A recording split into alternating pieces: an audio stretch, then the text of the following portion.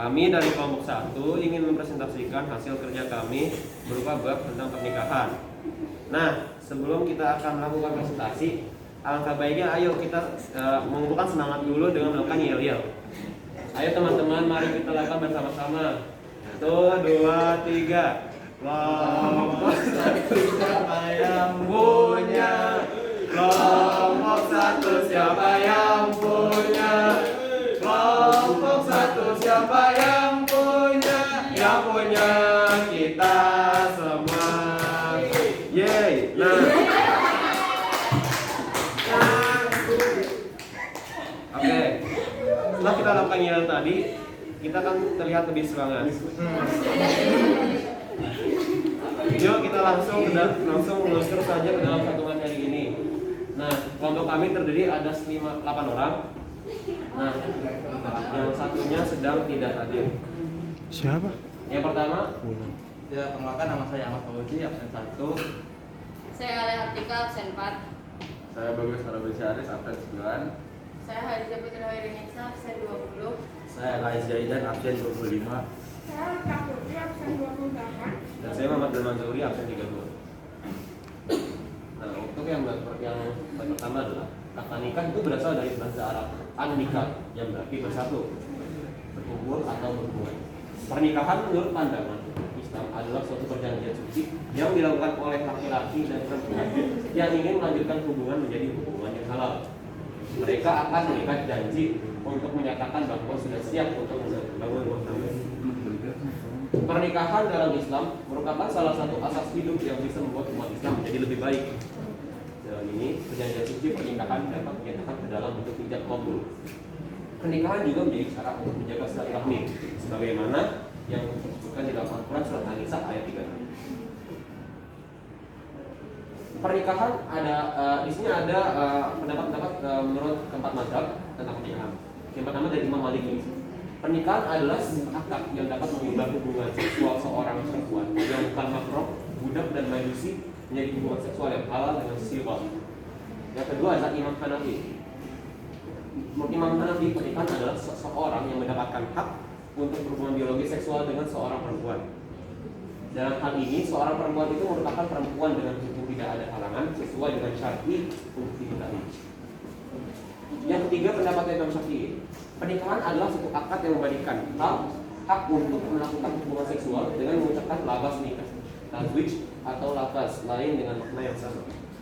Yang terakhir, Imam Hambali berpendapat bahwa pernikahan adalah sebuah proses terjadinya akad perkawinan dengan tujuan untuk mendapatkan pengakuan dalam lafaz nikah atau kata-kata yang memiliki persamaan makna.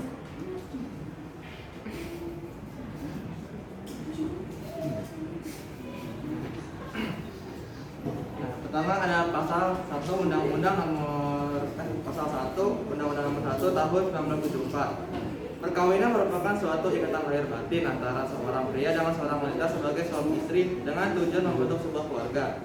Pasal 2 ayat 1 Undang-Undang Perkawinan. Perkawinan adalah sah apabila dilakukan menurut hukum masing-masing agamanya dan kepercayaan itu. Pasal 2 ayat 2 Undang-Undang Perkawinan. Tiap-tiap perkawinan dicatat menurut peraturan perundang-undangan yang berlaku. Beragama Islam. Syarat pernikahan pertama adalah calon pengantin, baik itu laki-laki atau perempuan harus beragama Islam. Apabila salah satu calon mempelai belum beragama Islam, maka pernikahan tidak akan sah. Oleh sebab itu, jika salah satu calon mempelai belum beragama Islam, ia harus beragama Islam terlebih dahulu. Nah, setelah itu mengetahui wali akad nikah bagi perempuan. Wali akad dalam proses pernikahan ini harus ada, karena jika berarti pernikahan menjadi tidak sah. Ayah kandung adalah wali nikah utama bagi mempelai perempuan. Jika ayah kandung dari perempuan sudah meninggal dunia, maka calon pengantin perempuan dapat diwakilkan oleh kakek, saudara laki-laki, seayah, seibu, paman dan seterusnya yang sesuai dengan urutan nasab wali akad nikah. Tidak boleh seorang perempuan dan harus seorang laki-laki.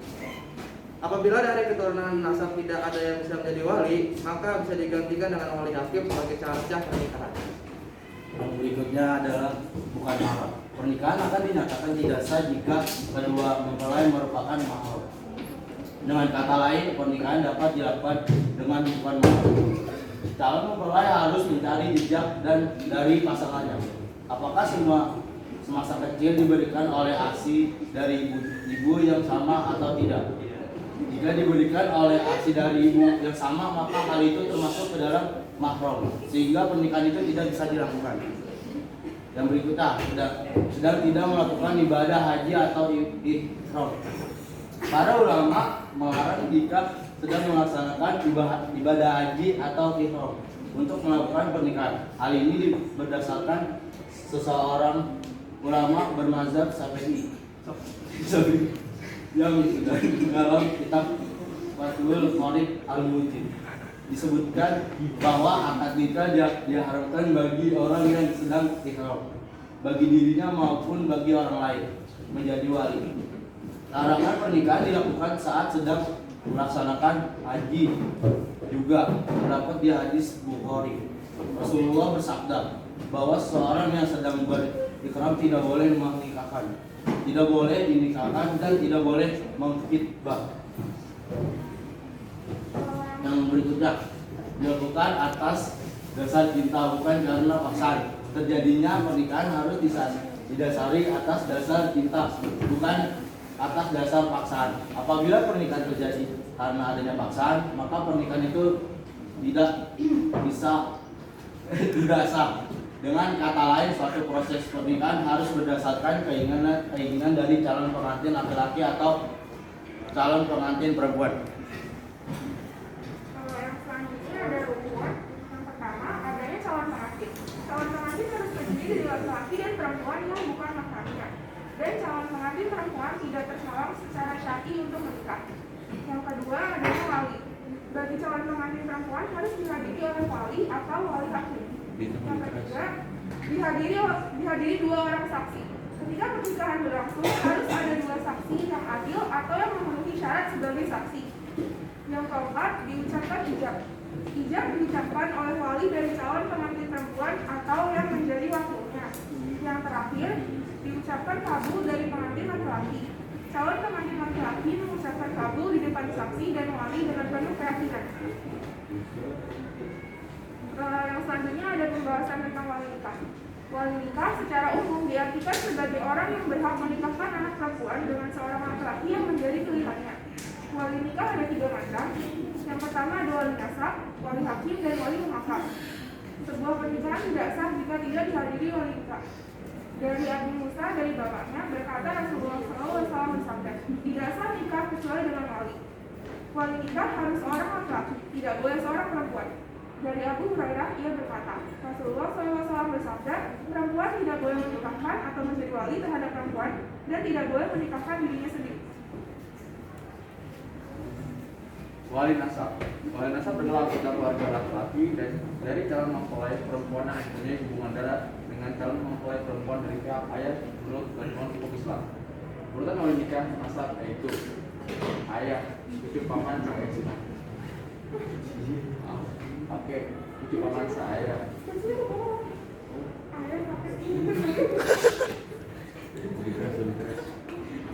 Yang pertama itu ada ayah, kakek, buyut, saudara kandung laki-laki, saudara laki-laki saya, keponakan kandung laki-laki, keponakan laki-laki saya paman kandung, paman saya, anak paman saya si ibu atau sepupu, anak paman saya, terus cucu paman saya si ibu, cucu paman saya, paman ayah saya si ibu, teman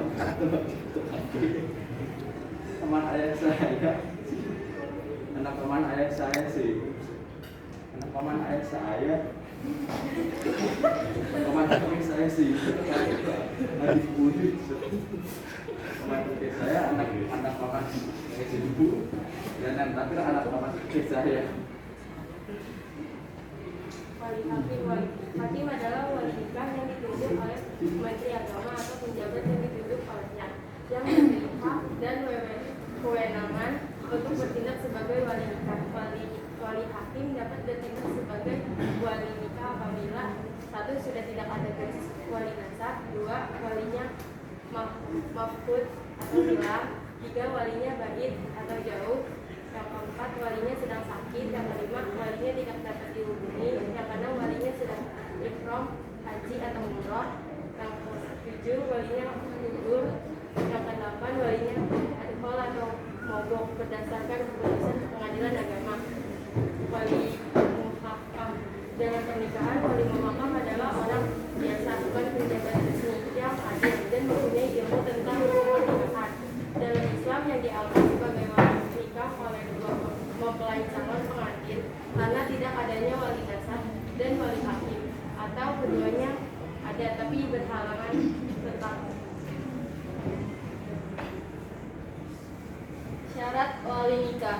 Yang pertama, Islam. Seorang wali nikah harus beragama Islam. Jika wali tersebut kafir, maka pernikahan tidak akan sah. Yang kedua, balik. Wali ialah seorang yang dipasrahi urusan orang lain. Wali nikah harus orang yang dewasa dan sudah balik. 3. Berakal. Wali nikah harus berakal dan dalam keadaan waras. Yang keempat, lelaki. Pernikahan dianggap tidak sah jika walinya adalah perempuan atau seorang waria yang berkelamin ganda. Yang kelima, adil. Wali nikah ialah seorang muslim yang menjaga diri dan martabatnya. Baik, itulah materi yang kami dapat sampaikan. Tentunya mungkin ada beberapa yang kami sudah sampaikan tapi belum jelas. Oleh karena itu kami mulai sesi tanya jawab. Adakah di antara kalian yang ingin bertanya?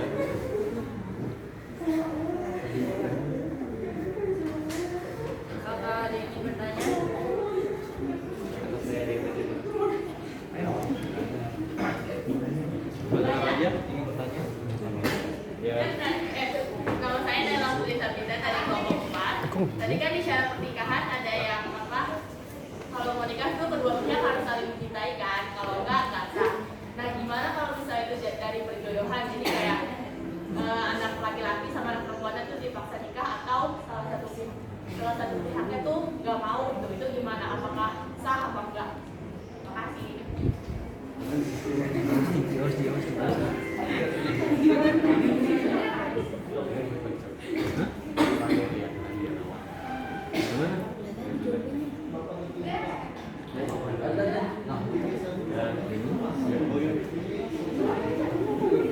Oke, tadi terima kasih atas pertanyaannya.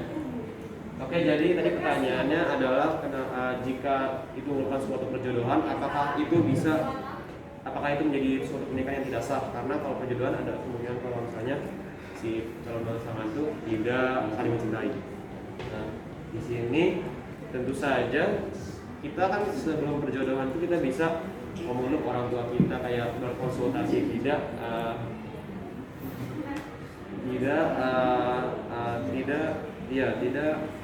menyelesaikan masalahnya dengan cara dengan cara kekeluargaan, kita menyelesaikan dengan cara kekeluargaan.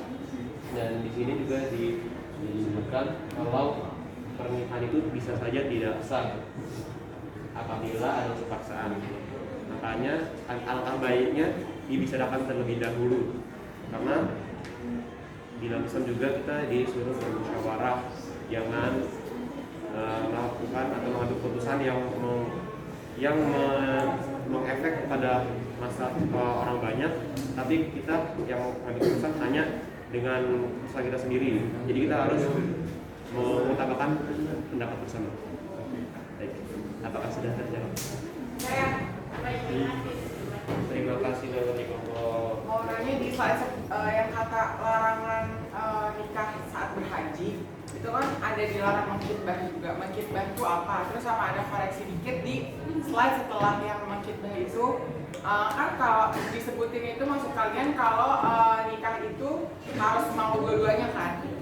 Nggak boleh salah satu kan? Tapi di penjelasannya itu ada kalimat membutuhkan kemauan dari mempelai laki-laki atau mempelai perempuan, yang dimana kalau ada kata apa kan berarti salah satu harusnya dan itu doang. Terima kasih. Terima kasih Raja atas saran, kritik dan juga pertanyaan yang akan diberikan. Baik, oke, jadi sambil kita menunggu jawaban yang akan ditanyakan oleh pertanyaannya. Oke, jadi kita adalah melamar.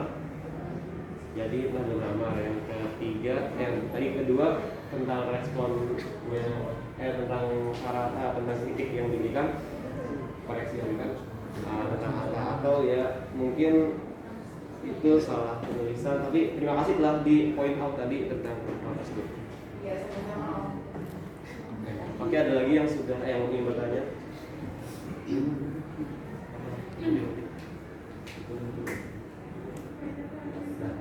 Baik, sepertinya sudah jelas ya. Walaupun mungkin ada masing-masing yang masih mau bertanya, tapi semoga diharapkan atas materi ini dapat membantu dan memberi manfaat kepada kalian semua. Oke, sekian yang dapat kami sampaikan. Kurang lebihnya mohon maaf. Terima kasih telah mendengarkan presentasi kami. Wassalamualaikum warahmatullahi wabarakatuh. Waalaikumsalam warahmatullahi wabarakatuh.